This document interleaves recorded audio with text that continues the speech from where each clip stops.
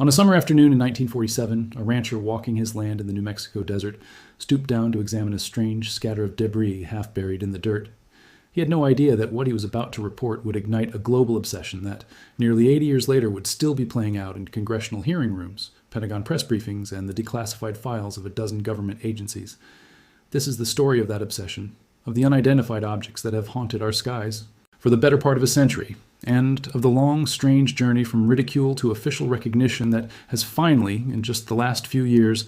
begun to pull the subject out of the shadows and into the center of public life. It is a story that has never really been about spaceships alone.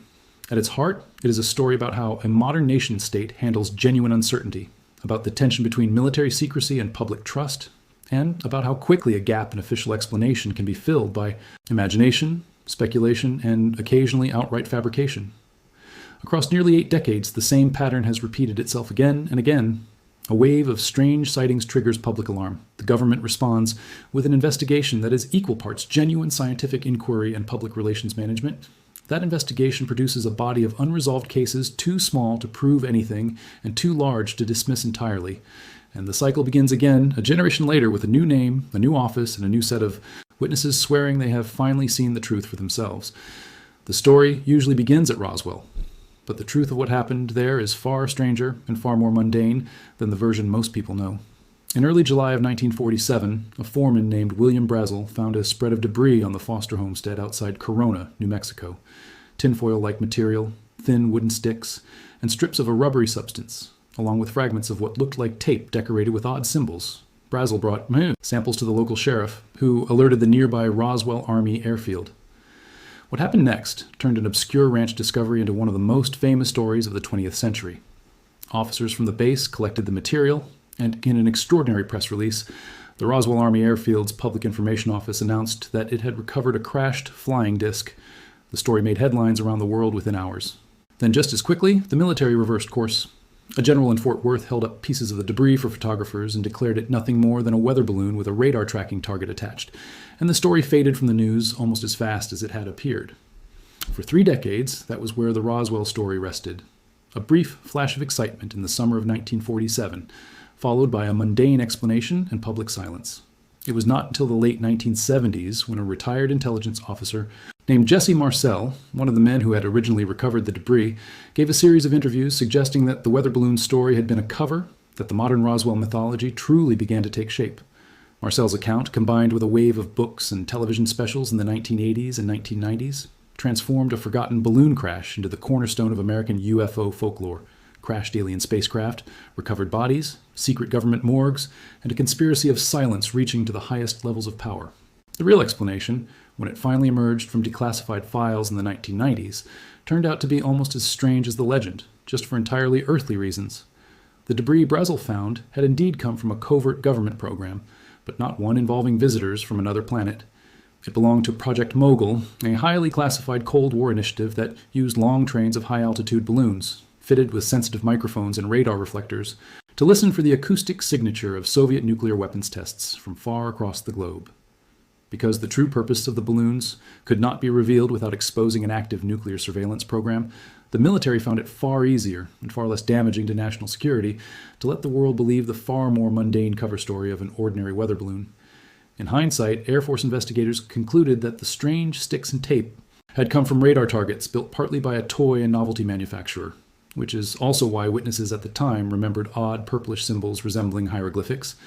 They were simply decorative flower and heart patterns printed on the adhesive tape used to reinforce the target's structure.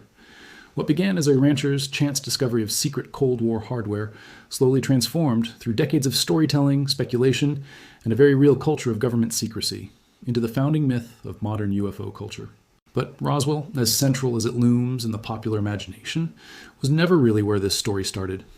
The United States and much of the rest of the world had already been gripped by a wave of sightings in the months before that New Mexico summer.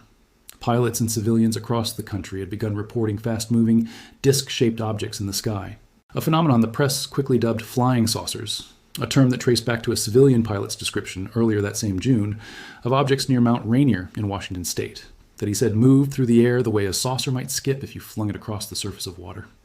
Within weeks, similar reports were pouring in from nearly every state in the country, a genuine mass sighting event that predated the New Mexico debris field by several weeks and did far more than any single ranch discovery to set the stage for the panic that followed. The military, uncertain whether these reports represented a genuine national security threat, perhaps a new form of Soviet aircraft developed using captured German wartime technology, could not simply ignore them. What followed was the first in a long line of official investigations, a pattern that would repeat itself again and again across the decades. Public sightings spark public anxiety. Anxiety forces an official response, and the official response almost never fully satisfies the public that demanded it in the first place. The earliest of these efforts, known as Project Sign, was established by the Air Force in the final months of 1947, tasked with collecting and analyzing reports of unusual aerial sightings. It was quickly followed by a second effort, Project Grudge, whose very name reflected a shift in official attitude. Rather than approaching the phenomenon with open scientific curiosity, the emphasis moved toward downplaying and explaining away reports as quickly as possible out of concern that continued publicity around flying saucers was fueling unnecessary public panic. Internal Air Force assessments from this period concluded that the reports represented misidentified aircraft, natural phenomena, or outright hoaxes, and a public relations effort was launched specifically to persuade the American public that there was nothing unusual happening in the skies at all. That approach did little to make the reports stop coming in, and by 1952, a year that would see one of the largest single-season spikes in reported sightings in American history, including a series of radar and visual contacts over the skies of Washington, D.C. itself that briefly triggered fighter jet scrambles over the nation's capital, the Air Force had reorganized its investigative effort once again, this time into a program that would become, by far, the longest-running and most famous government UFO investigation in American history, Project Blue Book.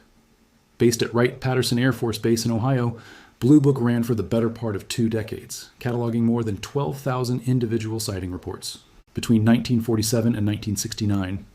It was led across its lifespan by a succession of officers, and its most influential scientific voice belonged to an astronomer named J. Allen Hynek,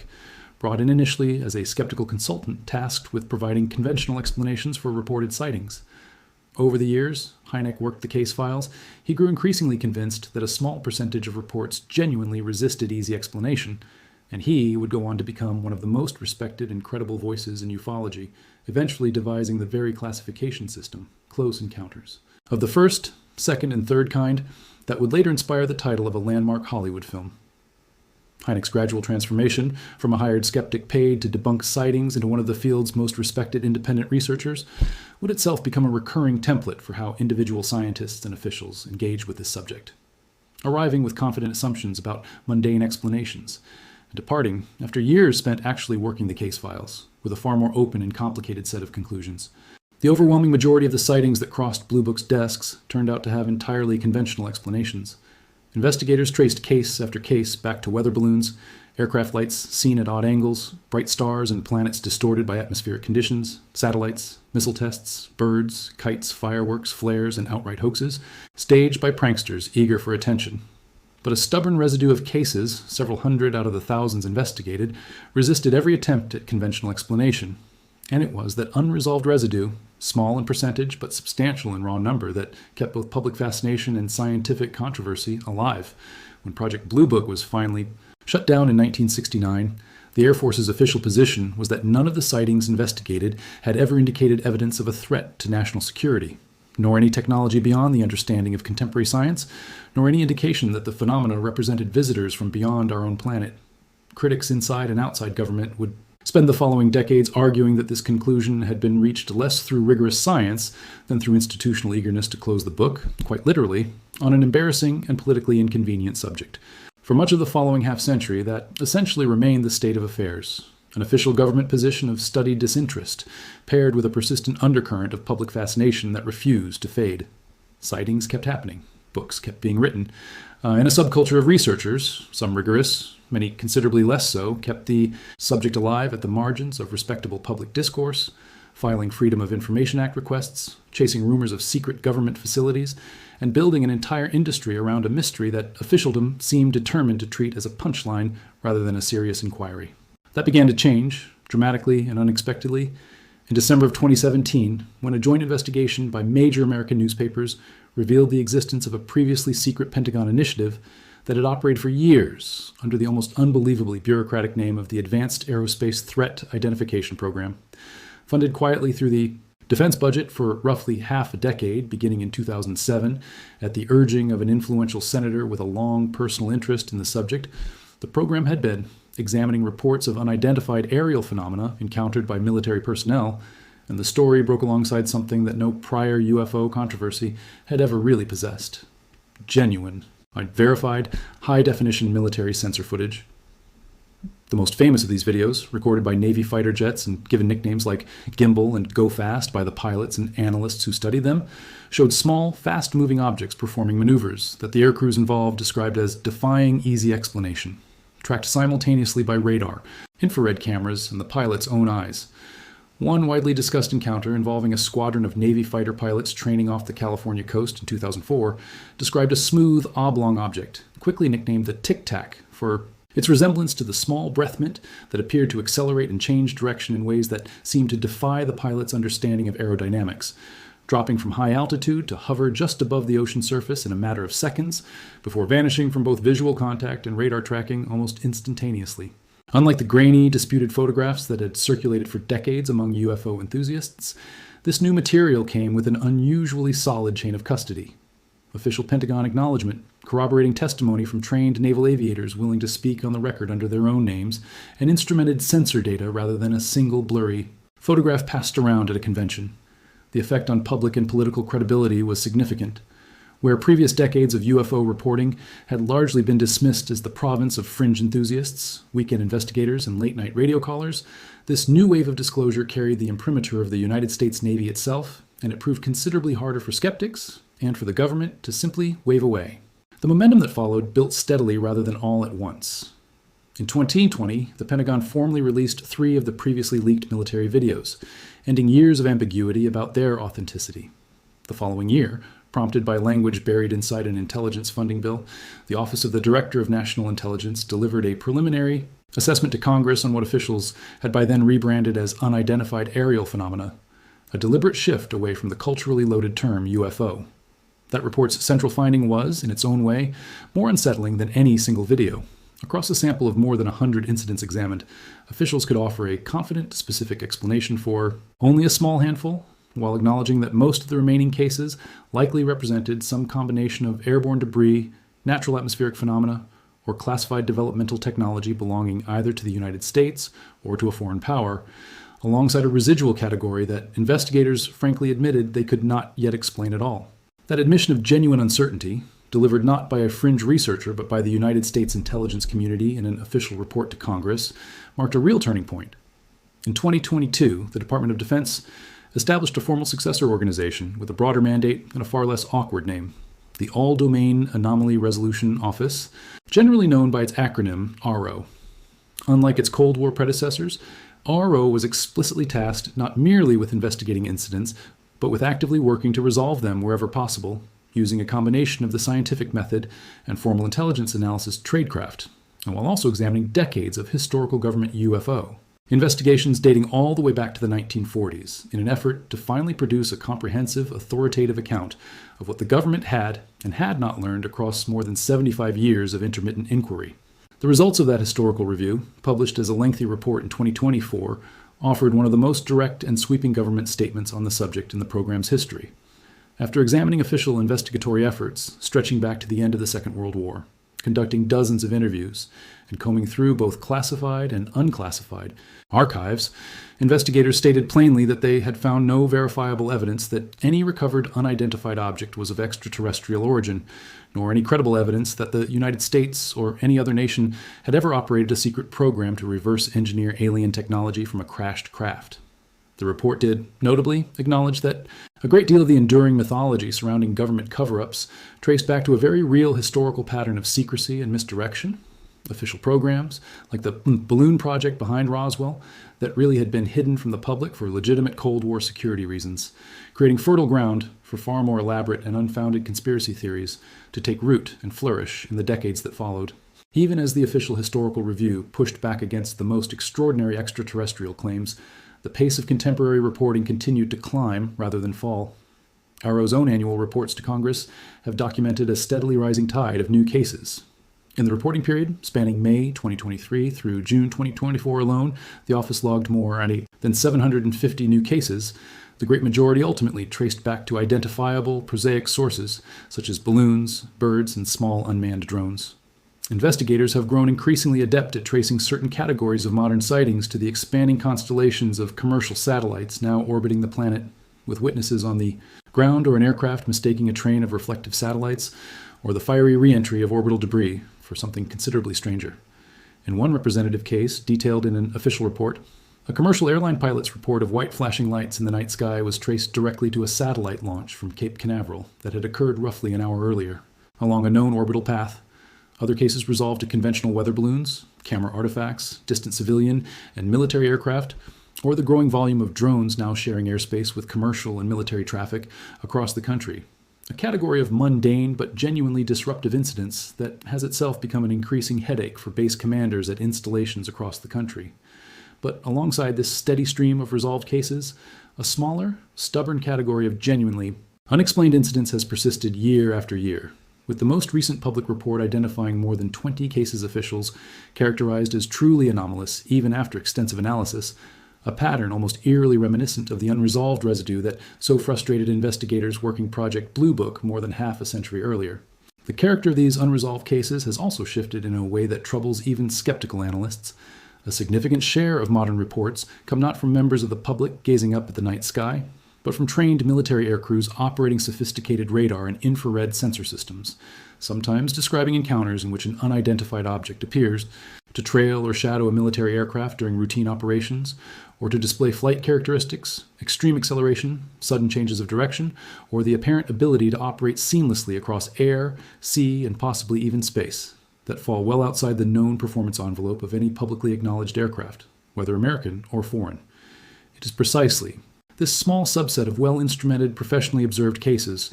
rather than the far larger volume of easily explained sightings, that has kept serious scientists, intelligence officials, and members of Congress from simply dismissing the entire subject as noise. That seriousness spilled directly into public political theater in the summer of 2023, when a former intelligence officer named David Grush testified before a congressional committee under oath, alleging that the United States government had, for decades, secretly operated a program to recover non-human craft and biological remains, and had actively concealed this program from proper oversight. Grush's testimony, delivered without the physical evidence to substantiate it, but with the considerable institutional weight of his own government career and security clearances behind it, triggered a wave of renewed congressional hearings and demands for greater transparency, arguments that would continue to escalate over the following 2 years. A second major hearing, held in late 2024 and pointedly titled to promise the exposure of hidden truth, brought together several witnesses who reinforced and expanded on these claims. A separate witness at that hearing, a former Pentagon official who had helped lead an earlier UAP task force, testified in comparably dramatic terms that advanced technologies not built by the United States or any known government were actively monitoring sensitive military installations, and that the country was engaged in what he characterized as a secretive, multi-decade technological arms race, funded by misallocated taxpayer dollars and hidden from elected representatives and oversight bodies. He went further still, suggesting that excessive government secrecy around the subject had itself led to serious harm against loyal civil servants and military personnel who had tried to raise concerns through proper channels.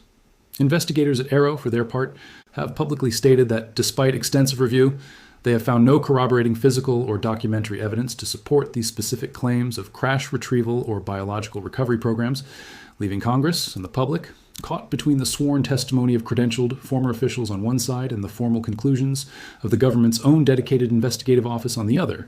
an unresolved standoff that has itself become one of the more remarkable features of the entire modern UAP debate. It was against this backdrop of mounting political pressure that the most significant shift in government transparency in the program's history finally arrived.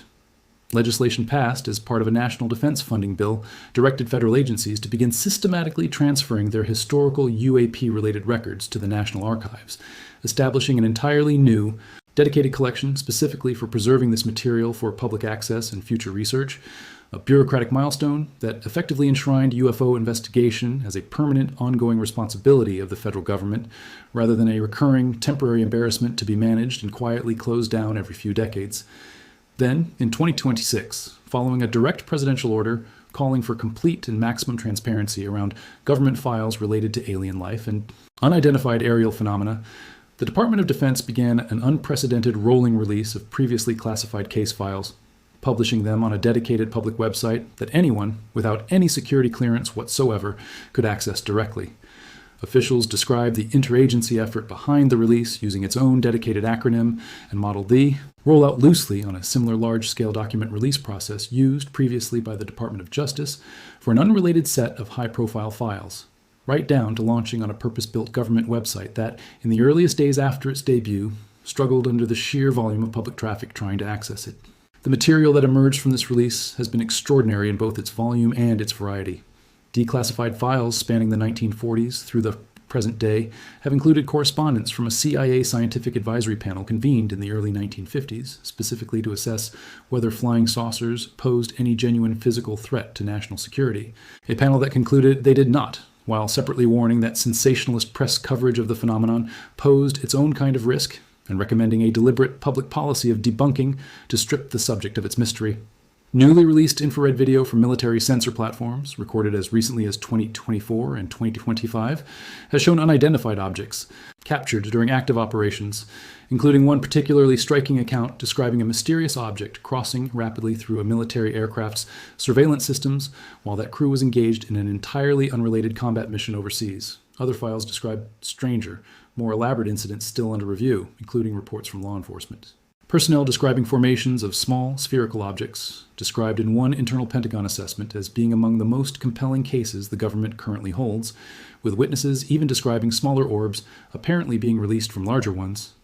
Subsequent batches of declassified material, released on a rolling basis in the weeks that followed. The initial announcement expanded the scope even further, incorporating decades of files from the FBI, the CIA, NASA, and the wider intelligence community documenting sightings, not just across the United States, but around the world, from a disputed 2008 incident at an airport in Zimbabwe to newly surfaced accounts from just the past year, all housed together in the same publicly searchable archive and explicitly labeled by officials as unresolved cases for which no definitive determination has yet been possible. Perhaps most tellingly of all, officials overseeing the release were careful to frame it not as a triumphant unveiling of long-hidden secrets,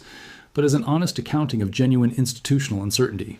Even NASA's own administrator, weighing in publicly as the files began appearing online, framed the agency's role in strikingly modest terms, bringing the brightest minds and the most advanced scientific instruments available to bear on the question, following the data wherever it led, and remaining candid about both what could be confirmed and what still remained genuinely unknown. That framing, however carefully worded for a political moment, echoed almost precisely the same cautious, evidence-first posture that had defined the more credible corners of official UFO investigation, going all the way back to Hynek's gradual conversion at Project Blue Book.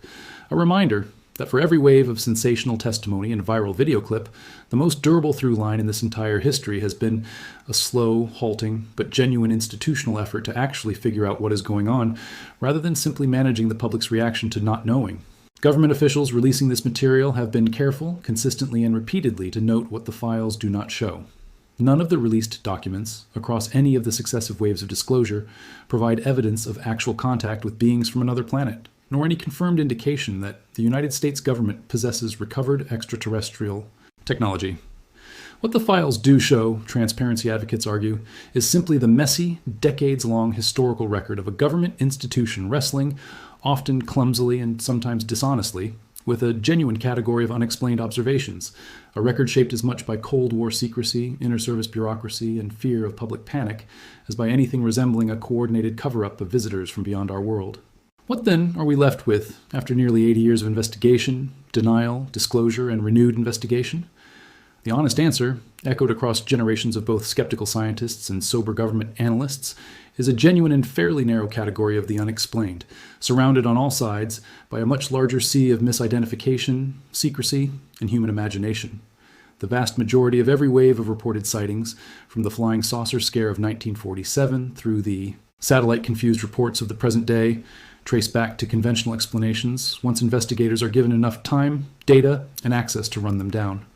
But a persistent, if statistically small, residue of cases, reported by trained observers, tracked on multiple independent sensors, and resistant to easy explanation even after serious scientific and intelligence scrutiny, has refused to disappear across 7.5 decades of official study. A consistency that itself may be the single most genuinely puzzling fact in this entire long, strange history. Perhaps that, in the end, is the real lesson this decades-long saga has to teach us.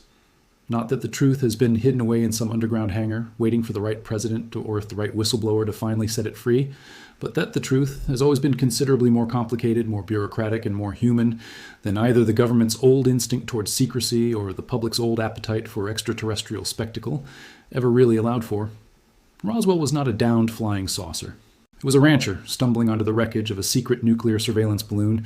and a military more comfortable being mocked as gullible weather forecasters than exposed as Cold War spies.